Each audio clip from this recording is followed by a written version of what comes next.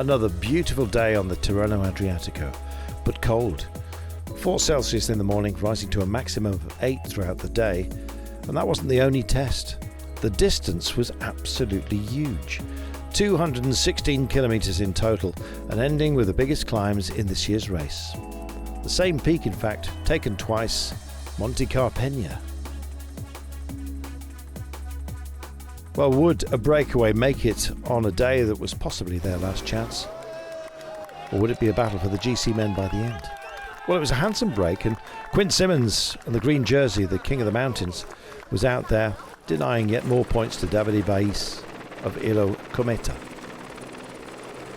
Well, also as part of the break, 2 from Quickstep Alpha, Alaphilippe and Honoré were up there. Aramburu and Mas, both from Movistar, Louis Mas that is.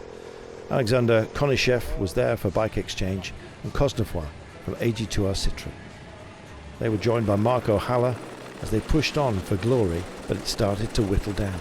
And of course it did, because the inclines we were going to be dealing with towards the end were an absolute nightmare. They had to climb over 35 kilometers just to get to the beginning of the test. As we rolled through town, Carpegna itself, suddenly the inclines were brutal, 15% and more on occasion. Tadej Pogačar was burning out his teammates, and Raf Majka, well, happy to take on that duty. They closed the gap and maintained it on the flatlands, but when the land kicked up, well, the breakaway was starting to get punished and the gaps were tumbling to the peloton. Quinn Simmons stayed out loud and proud in green for the first time of asking over the double peak. Alaphilippe had reached for warm weather gear and dropped back in his attempt to help Remco Evenepoel stay in touch during the day. But as you can see from the graphic here, the gap between the Ciclamino jersey being worn by Evenepoel and indeed Tadej Pogačar was a decent one. So was the descent in terms of a test, and already some were failing that. Landa was pushing on and his teammate just drifting out, Caruso almost coming unstuck. Well, it was to be a preview of what was still to come. Quinn Simmons, he decided that he was going to wait up and help out Giulio Ciccone. Into the final lap it was announced, and Mikel Landa was offering up a test, or would do in this race. Phenomenal stuff by him. Quinn Simmons was trying his best to help out, but Landa looked strong, stronger than he has done for quite some time. And all the favourites were racked together, but of course Tadej Pogačar was amongst them. Slowly but surely he'd battled against those around him, but also his teammates had all been exhausted. In terms of their usefulness, I think you could say. He pushed on, and nobody could follow. In fact, it was arguments only that they were left with, and it would be the crumbs only from the top table as this man just feasted himself upon the day. Brilliant work from Tadej Pogačar, and the gap just grew and grew. Meanwhile, Evenepoel was being brutalised. 3 minutes and 35 down now on Pogačar as he crested the mountain for the last time and took on the descent.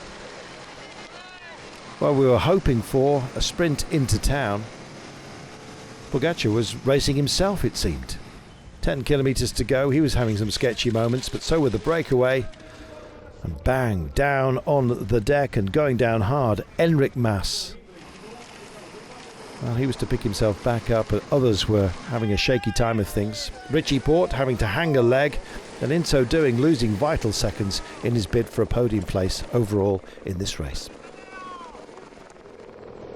Well, descent dealt with, and just the pick-up to the line remaining for Tadej Pogačar, and minor places for everybody else.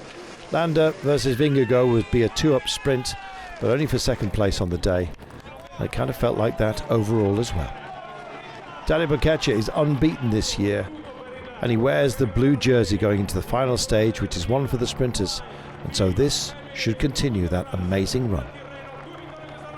What a phenomena he is. In control of this race. Every battle plan he makes comes good. Well, they raced home behind him. Vingegaard just edging out Landa, the man he chastised for breaking up the attacks earlier on. Round the final bend, but at a goodly margin, I'm afraid. Almost 4 minutes down as he headed for the line. That clock a cruel one. Evenepoel home, honouring that jersey he was carrying on behalf of Tadej Pogačar, who owns them all except for the mountains. Today's stage result reflecting the overall standings as well. Tadej Pogačar, a fabulous rider at the top of his game and a pleasure to watch. Overall, Pogačar leads Vingegaard by 1 minute and 52. Mikkel Landa in third place, 11 seconds to the good over Richie Porte, a difficult margin to make up for the Australian when it comes to the final stage. Final stage upon which this man will surely be playing his game once again. Tadej Pogačar is in charge. He's in blue as we head to San Benedetto del Tronto, out and back again. A loop to start us off, a small one, then the large country-bound loop which will take in most of the climbs that characterise the first half of the day, and then the laps itself to draw this race to a close. What a race it's been, and what a champion in waiting.